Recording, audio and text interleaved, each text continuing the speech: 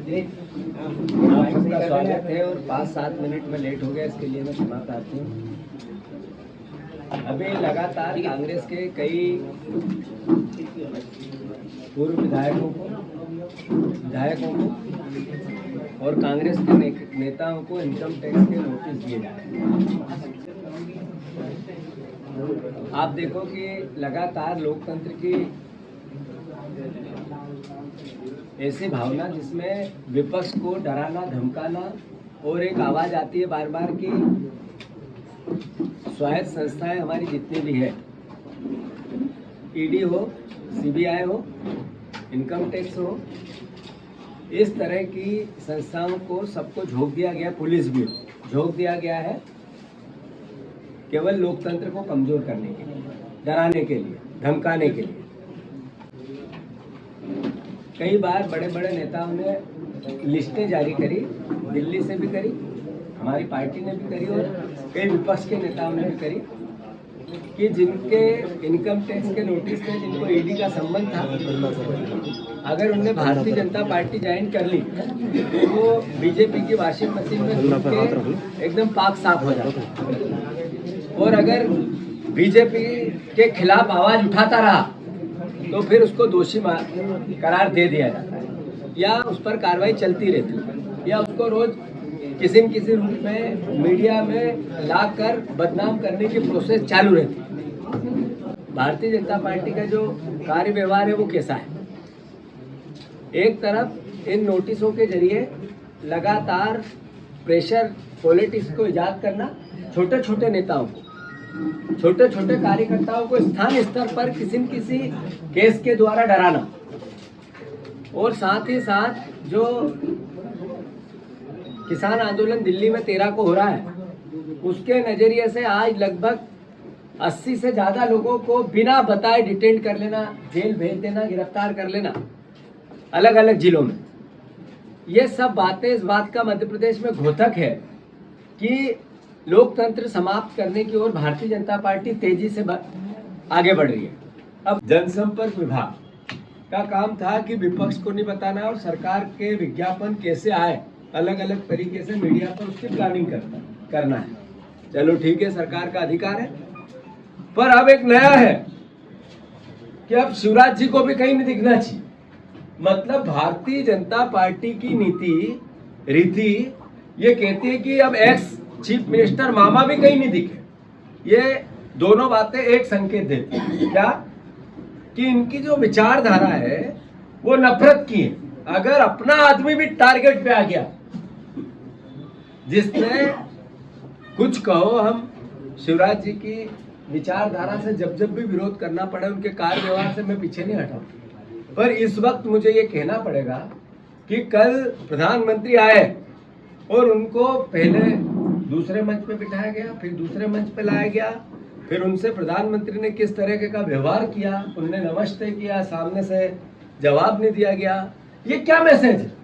ये मैसेज ये है कि अगर हम आपसे नफरत, हमारी पार्टी के भी हो, तो हम आपसे अगर नफरत करते हैं तो करते हैं। यहाँ का जनसंपर्क विभाग सारे मीडिया हाउस को क्या बोलता होगा मुझे पता है, अच्छे से आपको भी पता होगा, मुझे बताने की आवश्यकता नहीं है, पर ये नीति मध्य प्रदेश के लोकतांत्रिक व्यवस्था का हिस्सा नहीं रही है, परंपराओं का हिस्सा नहीं दे रहे हो आप। क्या कारण है कि आपने बहनों के 3,000 रुपये नहीं किए? क्या मामा से नफरत है आपको, घृणा है उनसे? तो उनने जो कहा उससे वोट मिले, सरकार बनी, विधायक बने, और उन विधायकों की संख्या आप गिनाते हो, छाती ठोकते हो और मुख्यमंत्री बने हो। उन बहनों का क्या गुनाह था जिनने वोट दे दिया? मामा ने कहा था कि मैं 1,000 अभी बहन मेरे पास है, चुनाव बाद 3,000 दूंगा, वोट दे दिए। उनको थोड़ी पता था कि मोदी जी उनको हटाएंगे और मोहन भैया को लाएंगे। तो मैं फिर से अनुरोध करता हूँ, ये सब वादे पूरे करे सरकार।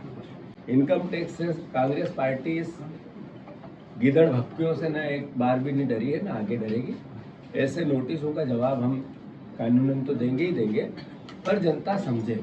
मैं मानता हूँ नियम विरुद्ध भी है नोटिस। आप ये देखो कि अगर 30-40 किलोमीटर से दूर किसी को बुलाया जाता है तो इनकम टैक्स के नियमों में है कि उनको टिकट भेजा जाता है या संसाधन की व्यवस्था की जाती है, समय ऐसा दिया जाता है, सबको इस तारीख को आपको उपस्थित रहना है।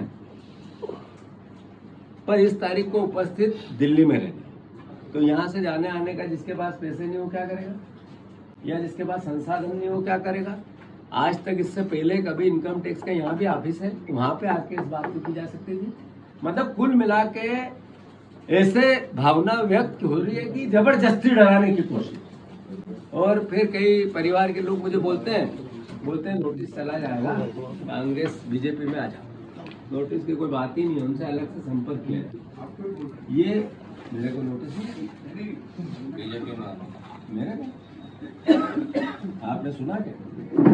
बहुत सारे नाम चल रहे हैं, कमलनाथ जी का नाम चल रहा है। मेरी बात समाप्त नहीं हुई, मेरी बातें समाप्त नहीं हुई। मैं इतना ही अनुरोध करना चाहता हूँ कि आप सब लोकतंत्र के रक्षक हैं, आप सब इस भावना को आम जनता तक लेके जाएं। जरूर मीडिया हाउसेस थोड़े डरे हुए रहते हैं, पर पत्रकार कभी डरा हुआ नहीं रहता है। जो जर्नलिस्ट है वो सब भावनाएं जनता की उठाते हैं, सरकार का साथ नहीं देते हैं, मुझे अच्छे से पता है। और मेरे परिवार के सब व्यक्तिगत रूप से तो मुझे कितना खुशी होती है कि मैं प्रदेश अध्यक्ष तो अभी 2 महीने पहले बना, पर मेरे से जितना प्यार मेरे भोपाल के सारे जर्नलिस्ट करते हैं, मैं अपने आप को सौभाग्यशाली समझता हूं कि इतना मैं भी से करता हूं। आपको दोनों तरफ से है, तो मैं मानता हूं कि दोनों तरफ से है, तो मैं मानता हूं कि आप लोगों का ये स्नेह, ये प्यार, ये सत्कार मुझे मिलता रहे, और मेरी भी भगवान सद्बुद्धि दे कि मैं आप लोगों के सम्मान में कभी कोई कसर नहीं। धन्यवाद। राज्यों को लगता है कि लोकसभा चुनाव लड़ते आ रही थी ना, राज्यसभा से भेज रहे हैं, तो ये लग रहा है कि आप लोगों की राहुल गांधी की तरफ ये विधान हो जाए, इसलिए कहीं क्या राज्यसभा। ये अनुरोध मेरा इतना है कि आज तक सोनिया जी का जो व्यक्तित्व रहा है वो कैसा है, हमारे से बेहतर पूरा देश जानता है। और मैं अनुरोध ये भी कर रहा हूँ कि ये हमने उनसे निवेदन किया है, निर्णय उनको लेना है। सर ये नकुल नाथ जी का जो अच्छा एक आप भी लोकसभा, आप भी राज्यसभा जाना चाहते हैं, ऐसी बातें चल रही हैं। मैंने कभी भी आज तक एक बार भी कहीं इस भावना को व्यक्त न मेरे भाव से किया न मेरे मुंह से किया। मैं पार्टी से आप सबके माध्यम से आग्रह करता हूं कि मुझे किसी भी रूप में जो एक व्यक्ति एक पद है, मुझे जो पद मिला उससे मैं संतुष्ट हूँ। इसकी जिम्मेवारी अच्छे से निभाऊं, भगवान ईश्वर मुझ में ताकत है। राज्यसभा का न मैं कैंडिडेट हूँ, न था, न रहूंगा। कमलनाथ भी हो सकते हैं राज्यसभा के लिए?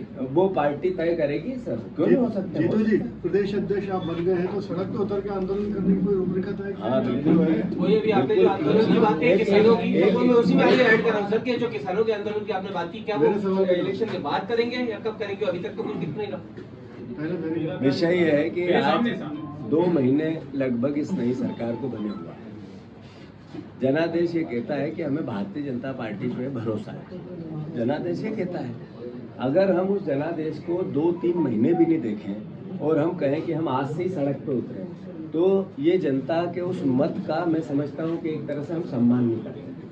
हमने बार बार आपके माध्यम से, पत्र के माध्यम से, सदन में मुख्यमंत्री जी को चिट्ठी लिखकर ये आग्रह किया कि आप अपने वचनों को पूरा करें।